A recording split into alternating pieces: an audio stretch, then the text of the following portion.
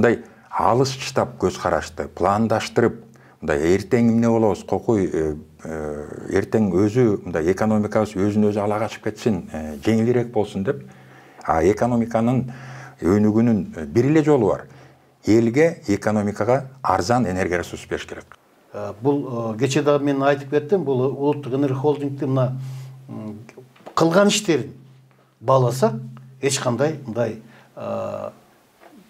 Кыргызстан элине да, Кыргызстан экономикасы вообще жалпы Кыргызстанга мындай көрүнүктүү иш кылган жок. Бул жөн эле баягы константация кылып эле ошо тиги как статист катары иштеди. Андай ачкандай мындай астыга жылар турган иш кылган жок.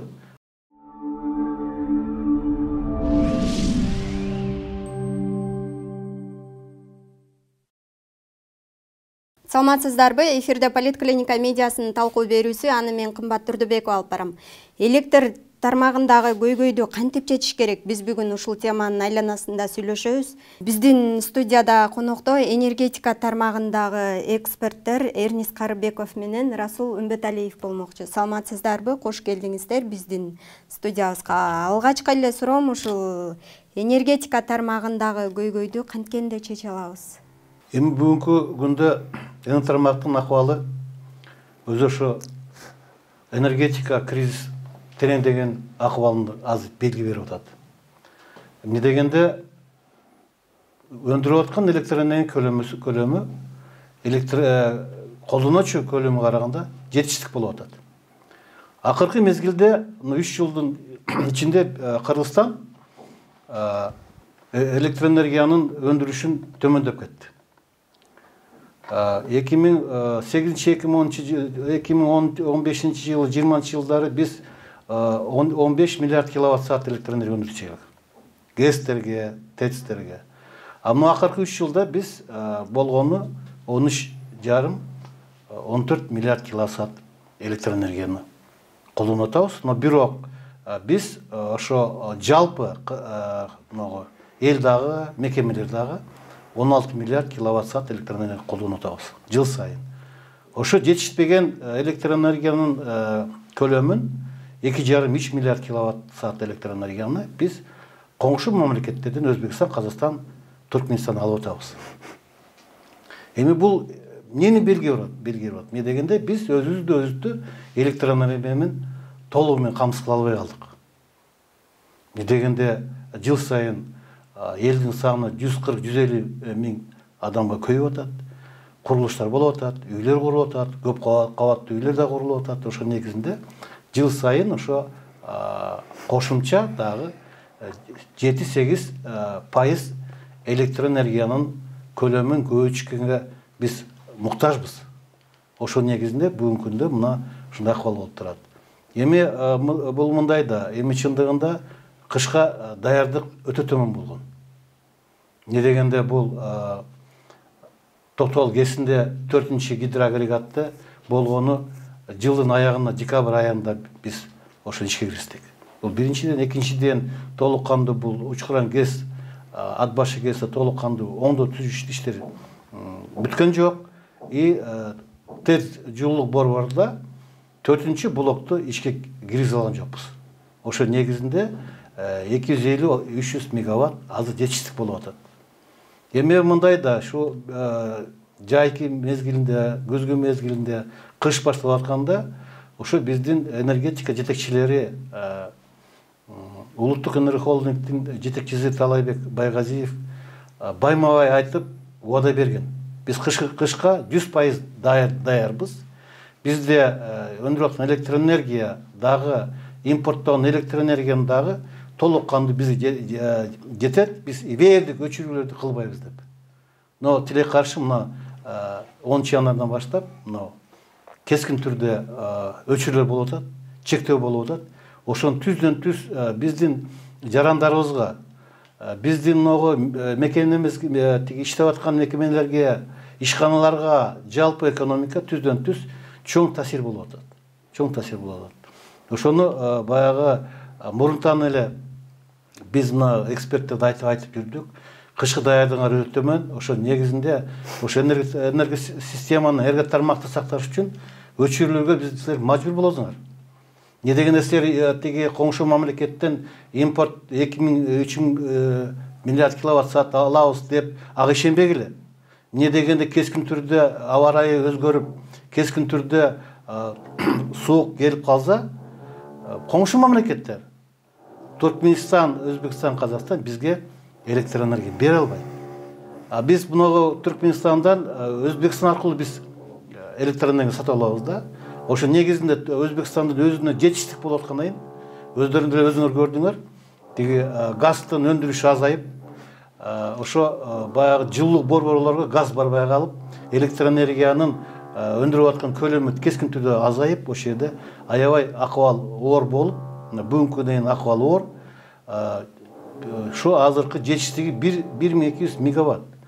Казакстанда дагы тиги түштүк аймактарда дагы өтө кооптуу, эмне дегенде колдонуучулар көп болуп атат. Ошо Казакстанда дагы түштүк аймактарда 700-800 мегаватт жетиштик болуп атат. Ошо негизинде алар бизге электр энергия бере албайт. Эми азыр өзүңөр көрүп атасыңар, тиги мына 19-январь күнү энергетика министри Талабек Ибраев эми айтып чыкты, мойнуна алды, элден кечирим сурады, эмне дегенде азыр вердик өчүрүлүп болот деп ошол жерде жогорку кеңеште депутаттар жооп берди. Акыркы учурда ушул электр жарыгы байма-бай өчүрүлүп жаткандыгы чоң талкууга кабылды социалдык тармактарда. Анан негизи эле ушул көйгөй эмнеде болуп атат? Көйгөй мындай, Расулбек айтып аткандай, бизде кубаттуулук жетишпейт. Токтогул суу сактагычынын көлөмү төмөн, түшүрүп салышканда, регламентте сактабай мурун ошону толтура албай атышат. Экинчиден биздин жылуулук борбор, Бишкек жылуулук борбор баягы модернизация жасап атабыз, анан кийин кубаттуулугу өсөт 600-дөн 825 мегаваттка чейин өсөт деп атышып, азыр 400 мегаваттан жогору булар кубаттуулукту бербейт. Демек, ошол кубаттуулуктарыбыз бар, мындай айтып көргөндө, азыркы керектөөнү жапканга биздин кубаттуулук бар. Бирок жанагындай Токтогул ГЭСи эмеге суу аз болуп аяктан андай үнөмдөш керек да. Анан экинчиден ошол биздин жылуулук борбор керектүү кубаттуулукту бербей, же көмүрлөрү жокпу, аны мен билбей эткем. Же ошол жабдыктары иштебейби, аны ошол энергетиктерден сураш керек экен. Бирок керек мындай боло турган кубаттуулуктарды бере албай атышат да. Анан бул ошон үчүн жанагындай импорт болот баягы. Андан тышкары мындай, чынында эле баардык жабдыктар эскерилген. Бирок бизде эле эмес, жалпы биздин коншу өлкөлөрдө, Россияда эле баардык жерде эскерилген. Алар деле сарптайт, баягы өздөрүнүн түшкөн каражатын сарптаганга аракет кылышат, ошол ремонт эмелерге, модернизацияларга. Мындай, кандай десем, кредит алып, бизде 2 миллиарддан ашык кредит алынбадыбы бул тармакка, бирок ошол приоритеттүү бир эмелерге алыш керек болчу да. Мына Бишкек жылуулук борбордун модернизация кылып, кубаттуулугун жогору кылабыз деп, кана $1,5 миллиард кредитти кайра биз кайтарып беришибиз керек. Ал дагы мындай натыйжасы жок болуп атат да.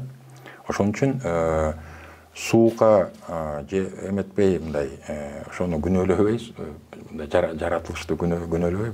Булар көйнөп алышыптыр да. Анткени сууну түшүрүп коюшуп, кургакчылык деп жаратканга жүктөп коюшкан. Азыр жетпей атат, кубаттуулукту бере албай атышат. Дагы эле жаратканга жүктөп коюшат. Ошон үчүн мындай даярдык, мына Расул байке туура айтып кетти. Даярдык болуш керек. Даярдык, мындай көп жылга план түзүш керек. Анткени биз жана деле айтып кеттим элем, мындай деп саясат туура эмес. Бөлүп барын.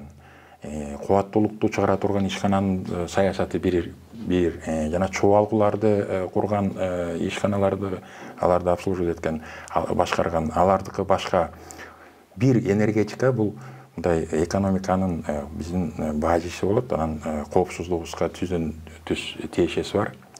Ошон үчүн мындай бир саясат болсо, жанагындай мындай өнүгүүгө арзан электр энергияны тапкан бир кубаттуулуктарды куруп, кымбат эмес, натыйжалуу экономикабызга да арзан кубаттуулукту бериш керек. Ошон үчүн жанагындай эгерде биз жанагы системаны улутташтырып койсокчу, ошо баардыгы жакшы болмок да. Анткени булар болсо мамлекеттик тармакты акционердик коом деп, жана совет директоров дегендер бар, директорлордун кеңешчилери башкармалыгы көбөйүп кеткен да. 6000 иштеп атса, азыр болсо 17000 иштеп атыптыр.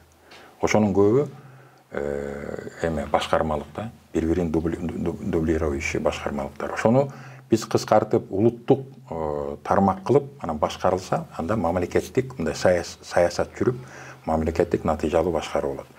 А бу жерде болсо мындай болот да, мамлекеттик тармак бирок бул жеке менчик ишкана катары башкарышат да. Өздөрүнүн эмелерин жанагындай айтып атпаймынбы? Башкармалыкты көбөйтө беришет. Мына силердин да кесиптештериңер бар. Алар бир мекемеде бир эле пресс-служба болуш керек. Алар канча пресс-службалар бар. Ошон үчүн ошолорду оптимизация кылып, бир саясатты жүргүзүп, жанагындай мындай да. Биз азыр энергетика эле эмес, жалпы экономика биз ушул көп жылдан бери жанагы глобалдык батыштын либералдык экономика системасына кирип алганбыз. Ал система мындай.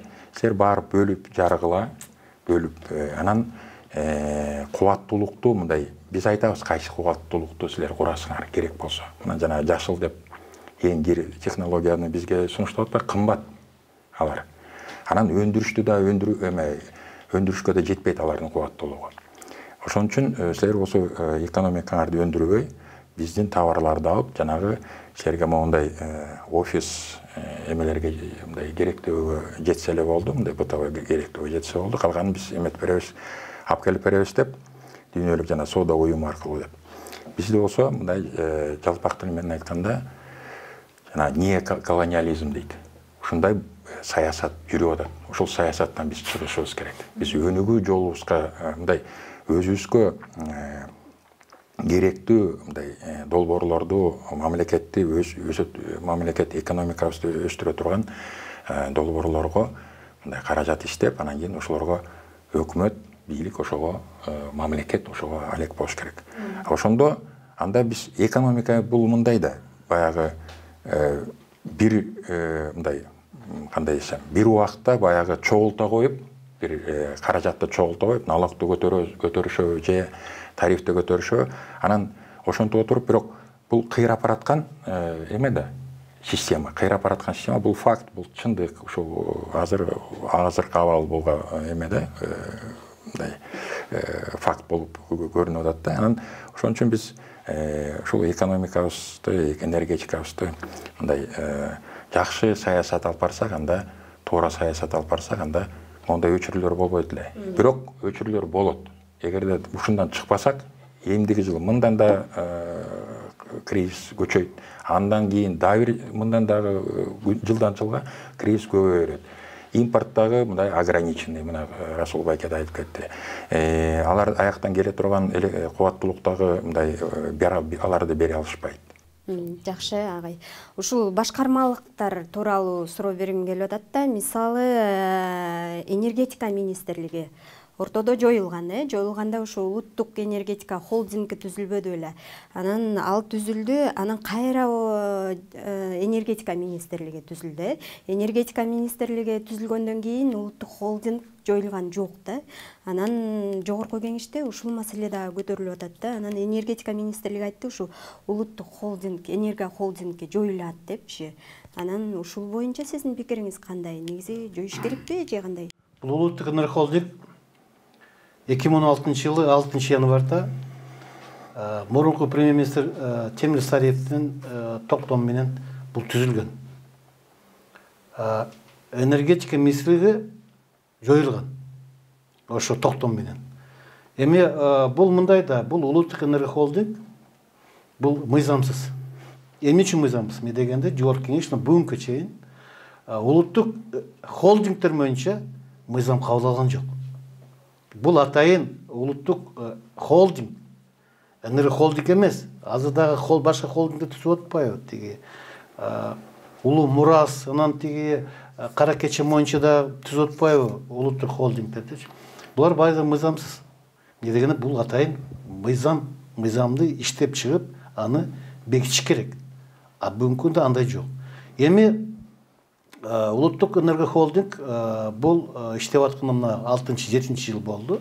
Мындай эшмердигин, мындай энергетиканын астыга жылдырган бир эч кадам болгон жок.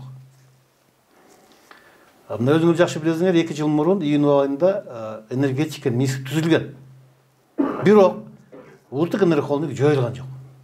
Эмне дегенде бул баягы башкаруучу компания деп эсептеп, ошону калтырып коюшту. Бул туура эмес. Эмне дегенде кыргыздарда жакшы сөз бар. Малчы көйөзү мал арам өлөт деп. Эмне дегенде ошо энергетиканы башкарып, ошо көзөмөлдөп бир эле орган керек. Бул кече дагы мен айтып кеттим, бул улуттук энергохолдингдин мына кылган иштерин бааласак, эч кандай мындай Кыргызстан элине да, Кыргызстан экономикасы, вообще жалпы Кыргызстанга мындай көрүнүктүү иш кылган жок. Бул жөн эле баягы констатация кылып эле ошо тиги как статист катары иштеди. Андай ачкандай мындай астыга жылар турган иш кылган жок. Ошо негизинде мына кечээ дагы Талайбек Ибраев айтып кетти. Бул улуттук энергохолдингди биз мынагу кышкы мезгил өткөндөн кийин буну жоёбуз деп. Мен аны толугу менен колдойм. Эмне дегенде буну жоюш керек. Эмне дегенде 100 миллион сом ашык булар ушу акча каражат кетет. Ошону андан көрү биз ушу 100 миллион сомду башка ишке жумшасак болот да. Ошо негизинде бул улуттук энергохолдинг мына өзү былтыр деле ошо улуттуктун башчысы Талайбек Байгазиев жайкы мезгилинде, күзгү мезгилинде, кышкы мезгилинде 100% камсыз биз кышкы даярдыкпыз. Биз ошо тиги толук кандуу баягы электр энергияны өндүрөбүз, толук кандуу газ менен, жаратылыш газ менен камсыз кылабыз, арзан көмүр менен тиги баардыгына беребиз, жеткизебиз деп кылды эле, убадасын аткарылган жок. Мына бүгүнкү күндө массалык түрдө өчүрүү болот. Мына бүгүнкү күндө массалык өчүрүү болот. Айыл, эми айылдарда 7-8 сааттан өчүрүп атат. Мына шаарларда, мына Бишкек шаарда мына 2 саат 3 сааттан өчүрүп атат. Эми мына Кара Балта, Токмокторду жалпы шаар менен өчүрүп атат. Бул эмнен себеби? Эмне дегенде кышкы даярдык болгон эмес. Эмне дегенде кышкы даярдыкты бул жалаңына электр энергия менен басым кылбаш керек. Эмне дегенде жаратылыш газ менен тиги өзгөртүү тиги камсыз кылыш керек. Тиги көмүр менен, арзан көмүр менен тиги элди камсыз кылыш керек. Мекемелерди камсыз кылыш керек. Тести тиги сапаттуу көмүр менен камсыз кылыш керек. А эмне дегенде мурунку энергетика министри Досулбек Мырзаев былтыр июнь айында айткан. Биз бир да тонна көмүрдү Кыргызстандан албайбыз. Биз Кара Кечеден 1 миллион 750 миң тонна көмүрдү өндүрүп, жылуулук борбору тескап келебиз деп. Мутиле каршы ишке ашкан жок. Эмне дегенде анын баардыгын ошонто тиги иштеп аткан, Кара Кечеде иштеп аткан тиги көмүр жай ишканалардын баардыгын изилдеп чыгыш керек да. Канча казылат, канча мүмкүнчүлүк болот, канча көмүрдү ташып келе алабыз. Мутиле каршы ал ишке ашпай калды. Ошо негизинде өкмөт тиги энергетика министрлиги мындай ыкчам тиги Казакстан менен келишим түзүп 400 000 тонна көмүр Каражырдан алганга аргасыз болду. Ошо негизинде бу жерде мындай да, бул бу жерде мамлекеттик стратегиялык план түзүш керек. Жыл сайын биз канча электр энергия өндүрүш керекбиз? Кандай мүмкүнчүлүгүбүз өндүргөнгө мүмкүнчүлүгүбүз бар? Канча биз аны пайдаланабыз? Канча көмүр биз өндүрө алабыз? Канча көмүр бизге жетишсиз, биз башка мамлекеттен канча алабыз? Жаратылыш газ канча керектүү болот? Баардыгын ошо тиги карамай, мазут, ошонун баардыгын бензин канча керек? Ошонун баардыгын мамлекеттин деңгээлинде, кабинет министринин деңгээлинде ошонун баарын эсептеп чыгып, ошону топливный баланс деп коет. ошо канча мүмкүнчүлүгүбүз бар, канча биз колдошунун баарын эсептеп, кандай жетиштик бар, кандай чара көрүш керек, баарын ошону бекитип, изилдеп бекитип, анан кийин ошону элге дагы тиги баардыгына жарыя кылыш керек. Ушул улуттук электр энергия холдингдин төрагасы Талайбек Байгазиев ушу свет адаттан көп өчүп жаткандыгын, көп колдонуудан болуп жатат, трансформаторлордун күчү жетпей жатат деп айтпадыбы? Анан негизи эле ушул бизде Кыргызстанда учурда энерго жабдыктарынын абалы кандай? Өтө начар. Өтө начар, бирок азыркы айка эми каражат сарпташ керек. Бирок эми ошол азыркы жетекчилер көчөгүнү төрөлүштү. Ошону көчөгүн эле билиштиби. Бул илгертен бери келаткан мындай бар да, эмети жанат кайсы трансформаторлорду күчтөтүш керек, каерден дагы жанагындай чубалгыларды куруш керек болчу. Ошон үчүн айтып атпаймынбы? Мунун баарын жасаш керек болчу, ремонт өздөрүнүн ремонт иштерин жасаш керек болчу, аткарып. Каражат жетпесе, каражат жетпейт деп, тариф көтөрүш керек деп. Өздөрү кыскартыш керек да. Бүт кыскартыш керек. Улутташтырылса, анда мына холдинг жоюлса, Расул байке айтып атпайбы, 100 миллион сом экономдолот деп. А эгерде улутташтырылса, жанагы 12 ортомчу да жоголот. 100 миллион доллардын тегерегинде, азыркы баа менен 100 миллион доллардын тегерегинде киреше түшөт бул тармакка. Эми бул айтып атпаймынбы, жана саясатты, башкаруу саясатты эметиш керек, өзгөртүш керек. Анткени жанагы бизди экономикабызды дагы, өлкөбүздү дагы ошол эле энергетиканы талкалап келаткан, 30 жылдан бери талкалап келаткан жанагы батыштан либералдык экономикалык саясатынан чыгышыбыз керек. Пландаш керек. Канча алыс бир мөөнөткө, орто мөөнөткө, алыс мөөнөткө пландаштырып, кайсы арзан кубаттуулукту куруп, кандай биз өнүгөбүз, экономикабызга, элге, элдин саны эми көбөйөт, элдин саны. Кыш болсо келет. Бизде болсо баягы жанагы жашыл энергетика деп бизде баягы мындай жылуу өлкөлөргө кирбейбиз, мындай ызык мындай жылуу эме өлкөлөргө же жанагындай умеренный климат деп коет, эме Европадагы. Алардын санына биз кирбейбиз. Бизде жана отопительный сезон, күз-кыш мезгили 6 ай бизде. Кыш болсо азыр мына акыркы бир 10-15 жылдарда эме температура болсо төмөн түшкөн жок көп. А илгери болсо Бишкекте эле 30 градустан ашчы. Фрунзе шаары болчу да, 30 градустан ашчы. Анда эгерде ошондой сууктар келсе, анда эмне кылабыз биз? Ошон үчүн даярдык болуш керек, даярдык пландаштырып, жөн эле мындай бизге тариф жетпейт деп эле анан кийин офисте отура беришсе, көбү аларды биз эл жөнөкөй бакпайт да, туурабы? Ошон үчүн мындай бүт оптимизация жасап, анын дагы бир жолу кайталып кетейин. Ошол эле саясат менен кетип баратсак, жалпы экономика саясаты менен жанагындай алып сатар, либералдык, спекулятивдик, реалдуу эмес, мындай виртуалдуу экономика менен кете берсек, жылдан жылга биз кыйналабыз. Экономика деген бул мындай кандай десем, бул тирүү бир мындай эме живой бир организмде. Ошондой биз модельди курушубуз керек. Ушул экономика эмне болсо дагы кандай башкаруу, ошол мындай өзү ала качып өнүгүү жолго бүт социалдык, экономикалык эмелер акырындан алдыга жүрүш керек. Анан ошондо көрүнөт да, мындай бизге эмне жетпей атат, эмнени пландаштырышыбыз керек, кандай мындай кубаттуулук керекпи, же жанагы жабдыктарды оңдош керекпи, күчөтүш керекпи дегендей да. Антпесек кыш келди, кыш суук болду дей берсек, бул эми туура эмес да.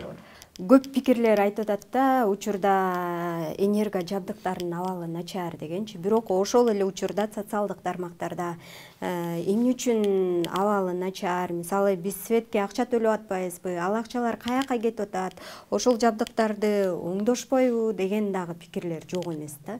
Анан негизи ошол каражаттар каяка кетет, кайда жумшалат? Ушул боюнча токтолуп өтсөңүз. Эми бүгүнкү күндө эки ири ишкана калды энергетикада. Бул ачык акционерлик коом, бул электр станция и улуттук энергия тармак. Эмне дегенде былтыр реорганизация болуп, ошо ауыз станцияга Бишкек жылуу борбор кошулду, эме тиги теплосеть кошулду. Улуттук энергия тармакка бөлүшчү компания да кошуп салды. 4 бөлүшчү компания бул Түндүк электро, эме Ош, Жалабат, тиги эме чыгыш электралары кошуп, ошо негизинде 2 ишкана калды. Эми акыркы 5-6 жылдын ичинде ошо эң чоң мекемелер, энергетика мекемелер жыл сайын ауыз станция 6-7 миллиард менен тиги чыгаша менен чыгат, убытык менен чыгат. Улуттук электр тармак 2-3 миллиард тиги чыгаша менен убытык менен чыгат. Ошо негизинде бүгүнкү күндө ошо чоң 2 ишкананын 7-9 миллиард жетиштиги бар. Убытык алат жыл сайын. Эми мындай да, эми чындыгында өзүнүн мынагу ар бир буюмду чыгарып атканда өздүк баасы болот. Электроэнергиянын дагы өздүк баасы болот да. Ошо өздүк баасында тиги амортизационный отчисление деген бар. Бул ошо атайын акча ошо топтолот. Ошо ар бир буюмга, жабдууларга ошо акча топтолгон, ошо акчага кайта жаңы жабдууларды алыш керек. Эми азыр айтып атат 70-80% тиги эскирди, жакшы иштеп атат депчи. Эми чындыгында мына биз акыркы 20 жылдын ичинде биз энергетикага 1 миллиард 8 миллион доллар аламыз. Ал акча кай кетти. Ал кумга сиңгендей болуп кетпеди алчы. Эмне дегенде энергия тармак бул эң бир коррупция малынган бул тармак. Эмне дегенде бу жерде мынагу коммерциялык жоготуп атпайбы? Бул урдатонуу. Мынагу эме мамлекеттик сатып алуу маселе бул түздөн түз баягы айда ачык айкын өтүп жатат. Ошол жерде чоң урдануу тоноолор болуп атат, коррупция болуп атат. Анан кийин тиги колдонуучулар дагылар тиги майни компанияларда иштеп атат. Алар жок деп атат, азыркы чейин бүгүн иштеп атат. Эмне дегенде ошо энергия тармактын жетекчилери ошого коррупцияга малынбасачы, анда коррупциянын деңгээли азаймак. Ошо башчы ошо коррупцияга башчы ошо энергия тармактын башчылары болуп атпайбы, жетекчилери болуп атпайбы? Ошо негизинде азайып атат. Эми чындыгында мынагу барды төлөп атат. Төлөбөдөн 100 сом, 20 сом төлөөзүңдү өчүрүп атпайбы? Төлөп атат. Ушул эме төлөөлөр боюнча президент Садыр Жапаров ушу май айынан баштап электр энергияга болгон баа көтөрүлөт деп билдирди да. Анан негизи ошол бааны көтөрүү менен азыркы абалдан чыгууга мүмкүнбү? Жалпы эле баанын көтөрүлүшү боюнча эмнелерди айта аласыз? Туура эле болобу? Эми бу жерде мындай.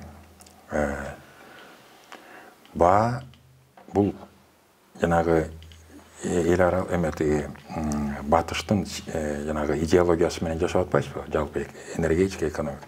Ошол дүйнөлүк банктын анан эл аралык валюта фонддун инициативасы менен отун энергетика агенттик түзүлгөн. Мурун өкмөттүн астында болчу, азыр министрликтердин астында. Бүт эменин баарын тариф, бүт эмелер экономиканы ошолор эсептешет да. Көзөмөлдөш ошолор эсепте анан кийин чыгарышат да.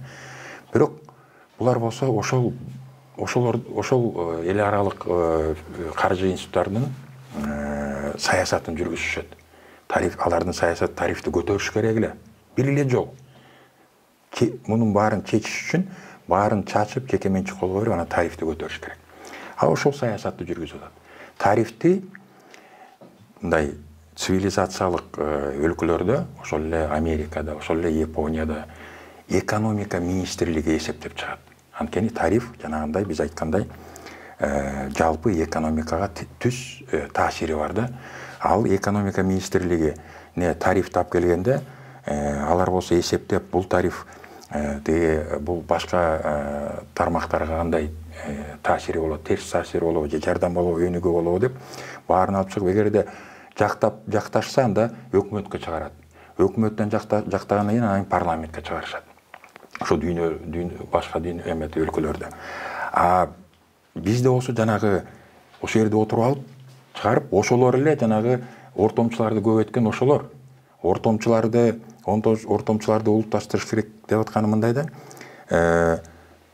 Аларга болсо мына ортомчу келет, каражат келет тармакка же өлкөгө, анан өкмөткө келгенде ал каражатты болсо ошол эле мамлекеттик тармак куруп бериш керек, куруш керек болчу да.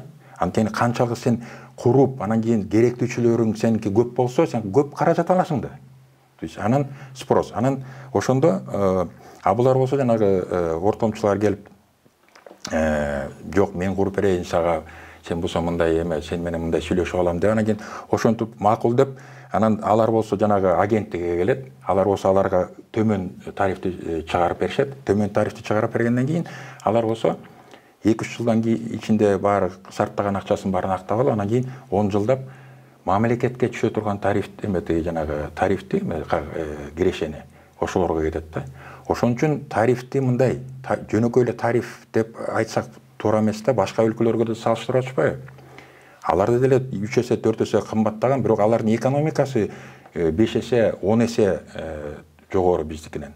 Бирок жабдыктары ошондой эле биздикиндей. Демек тарифте эмес экен да, биз система, баарыбыздын бир системада талкалай турган өлкөнү, экономиканы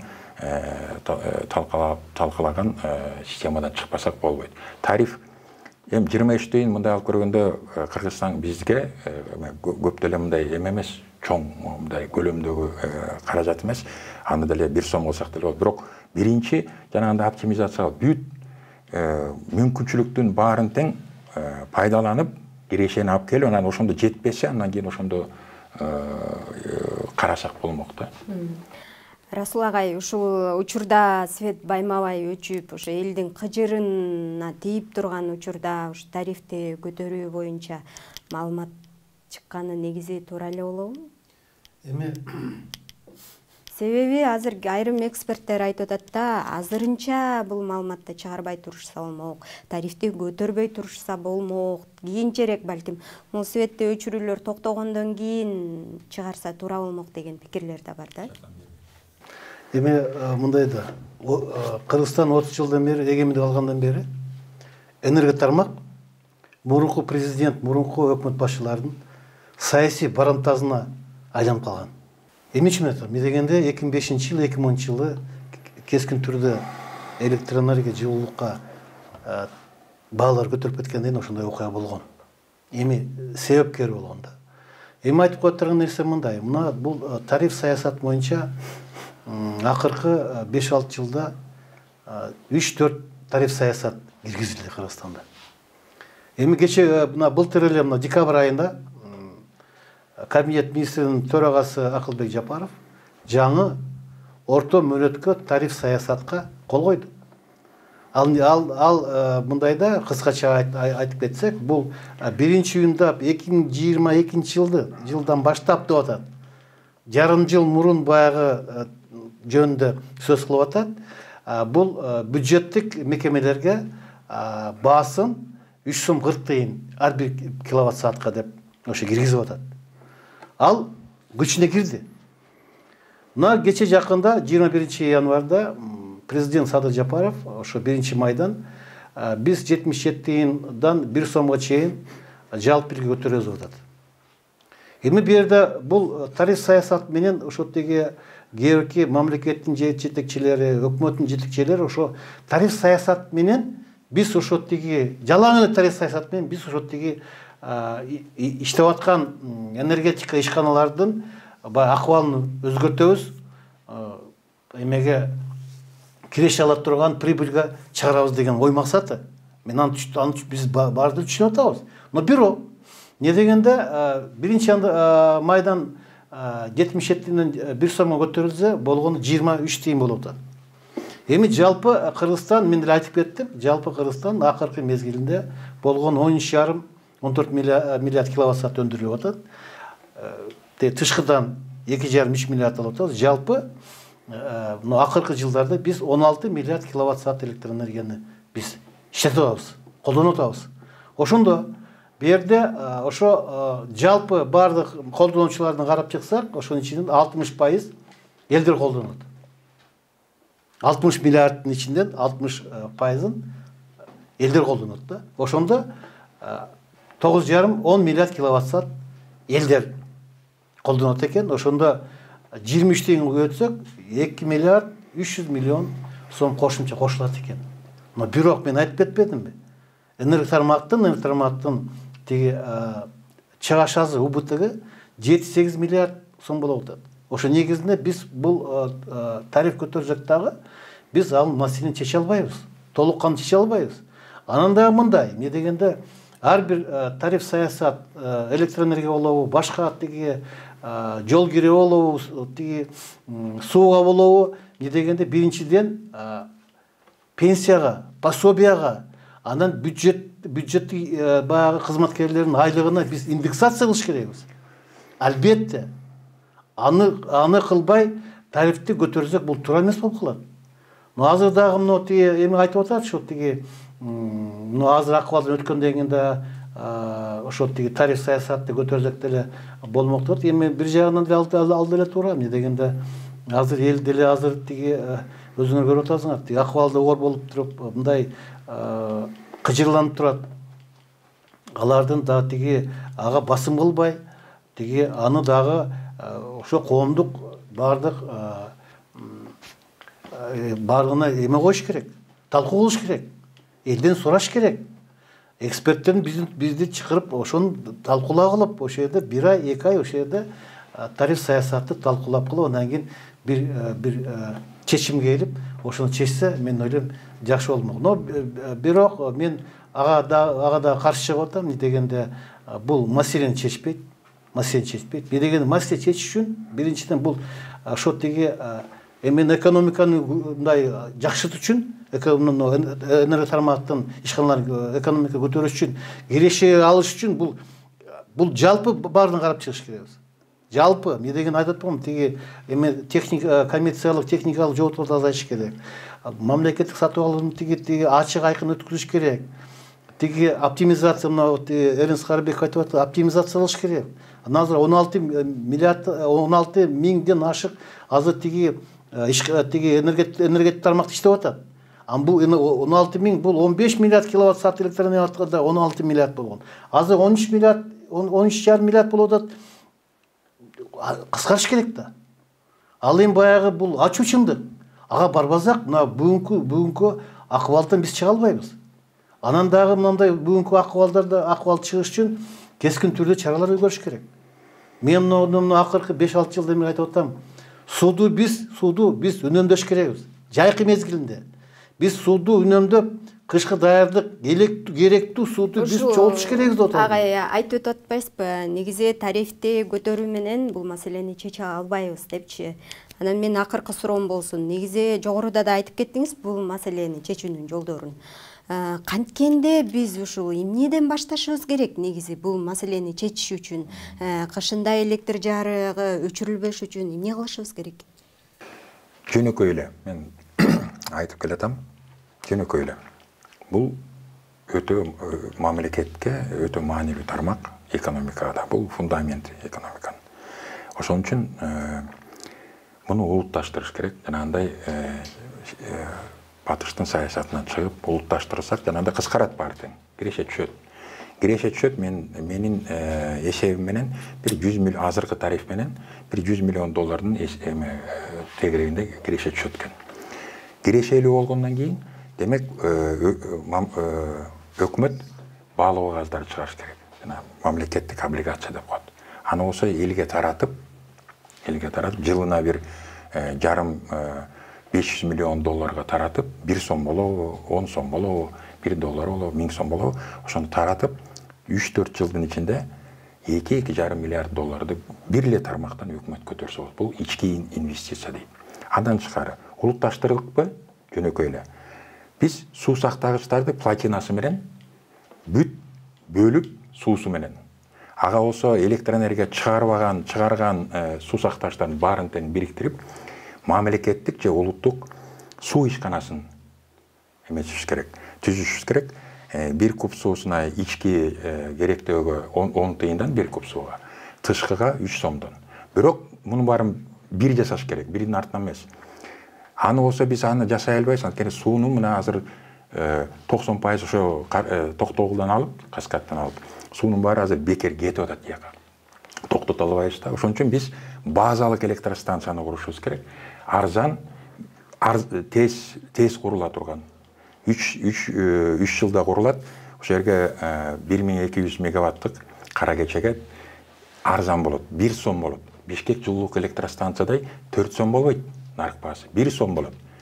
Ошо менен куруп, ошо экөөнү иштеткенде биз кышында суу кара кече менен кичине камсыздансак көбүрөөк, сууну толтура баштайбыз. Демек, суу дайыма толтура болот. Анан ошол сууну биз болсок эл аралык келишим менен мыйзамдары менен биз ошол транс чек аралык дарыяларды биз тең бөлүп алышыбыз керек.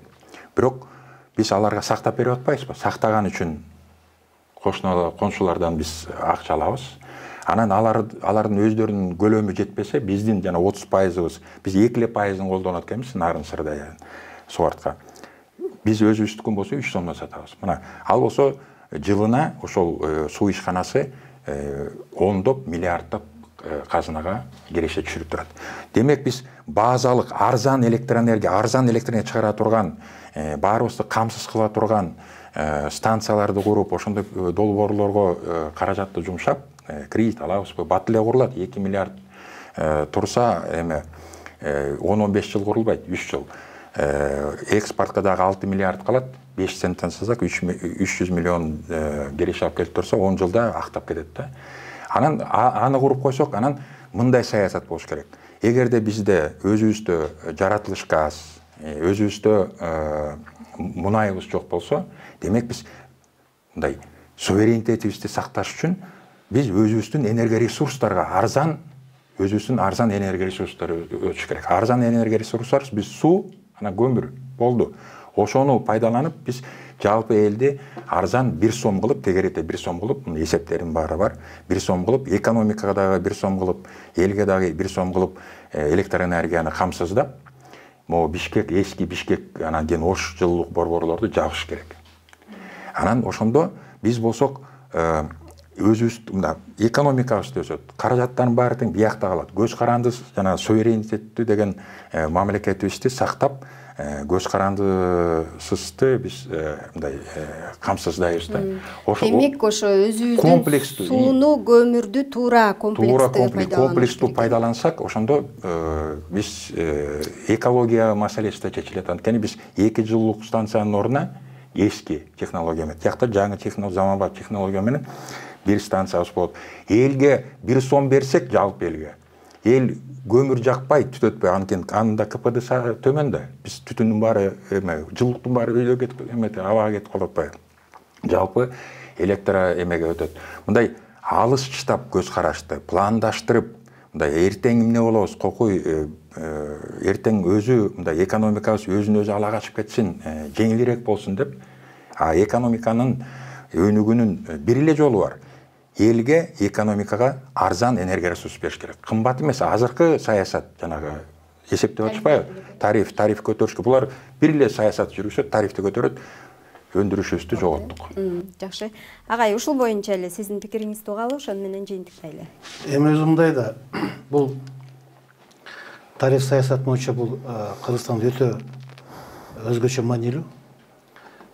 Мен дегенде ошо тариф саясат менен ошо тарифти көтөрүп, баасын көтөрүп, бардык көйгөйлөрдү чечкенге аракет кылып атат. Бул туура эмес.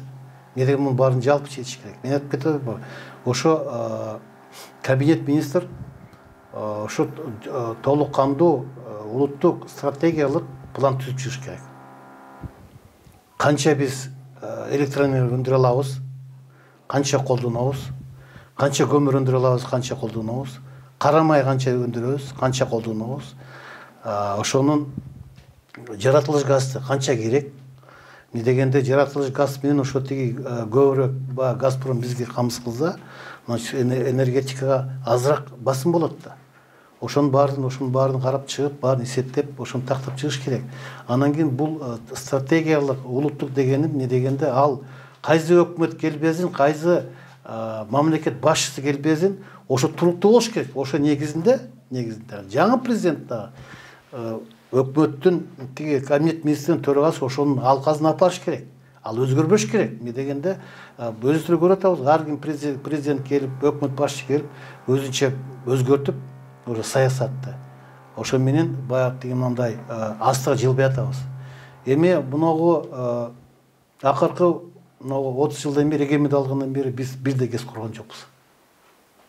Эмне дегенде биздин ата-бабабыздар ошо 70-60-70 жылы куруп кеткен ошо ГЭСтердин кубаттуулугу менен бүгүнкү күндө иш кылып атабыз. Эмне дегенде ошол жерде алар мындай чоң иш кылып, ошол жерде чоң резерв кылган. Электр энергия өндүрүп турган резерв кылып, мына ошол резервдер бүгүн жоюлду. Эмне дегенде элибиз да эки эсе көбөйдү, ишканалар да көбөйдү, үйлөр да көбөйдү. Ошо негизинде бүгүн мына жетишсиздик болуп атат. Эмне дегенде мындай да азыркы акыбал биз жакынкы бир 4 жыл, 5 жыл, 7 жылга чейин биз оңдой албайбыз. Эмне дегенде биз Камбарада ГЭС бирди курмайынча, мынада Каракече ГЭС боюнча буларды биз курмайынча биз мындай көз карандыга болуп калдык. Энергетика көз каранды болуп калдык. Биз коңшу мамлекеттерден тиги электроэнергия сатып алганга мажбур болуп атабыз. Эмне дегенде мынагу биз Кыргызстан эч качан акыркы 5-6 жылдан кийин алып атабыз, сатып алабыз. Ага чейин биз эч качан коңшу мамлекеттен электроэнергия сатып алган эмеспиз. Кайта биз аларга сатчу элек. Ал тиги кескин түрдө өзгөрүп кетти. Эмне дегенде бу жерде мындай да. Эмне дегенде азыркы акыбалда эмне кылыш керек, кандай кылыш керек, чараларды көрүш керек. Мен түшүнүп атам, Камбарада ГЭСти куруш керек. Ал тиги дорожный карта курду, эми ал өзгөчө. Каракече ТЭЦ боюнча, анан кийин чакан ГЭСтер боюнча өзгөчө. Эми чакан ГЭСтер алар 2-3 жылдан кийин курулат. Эми алар чакан ГЭСтер. Эмне дегенде ошо чакан ГЭС курулуп, анан кийин токтогул ГЭСтин азыр модернизация болуп атпайбы? Мына былтыр болсо эптеп 4-чы агрегатты ишке киргизишти. 2 жыл иштеп ошо ишке киргизди. Эми 40 мегаватт кошулгандай болуп атат. 60 мегаватт, 40-тан 60 мегаватт. Эми быйыл многу 2-чы агрегатты кайта чыгарып, ошону кайта жаңылаш керек. Ошондо болгону 60 мегаватт эле кошулат. Айтып койгон нерсе эмне дегенде многу бала саруу боюнча сөз болуп атат. Орто Токой чакан ГЭС боюнча, Каракөл ГЭСтер боюнча тиги сөз болуп атат. Аны куруп бүтсөк дагычы, модернизация тиги токтогул ГЭСте жаңы гидроагрегатты койсокчу, ал болгону бир 80-90 мегаватт кошулушу мүмкүн. Бирок биз ошо 60-80-90 мегаватты биз ошо тиги колдонуп атпайбыз аны. Мындай астыга жылыш болбой атат. Эмне дегенде элдин саны көбөйүп атат. Кубат курулуш болуп атат. Ошо негизинде бул баягы мындай кескин түрдө мына чоң энергетик долбоорлорду киргизбесек, мына тиги Камбарада ГЭС, Каракече ТЭЦ, анан кийин жогорку Нарынге, Сары Жаз, Көкөмөрө деген эмелердин баарын киргизмейинче биз бул мындай акыбалдан чыга албайбыз. Жакшы, ушуну менен эфирди жыйынтыктайлы. Сиздерге келип катышып бергениңиздер үчүн ыраазычылык билдирем. Эфирди мен Кымбат Турдубекова алып бардым. Политклиниканын YouTube каналына, Facebook баракчасына жазылууну унутпаңыздар. Сак саламатта туруңуздар.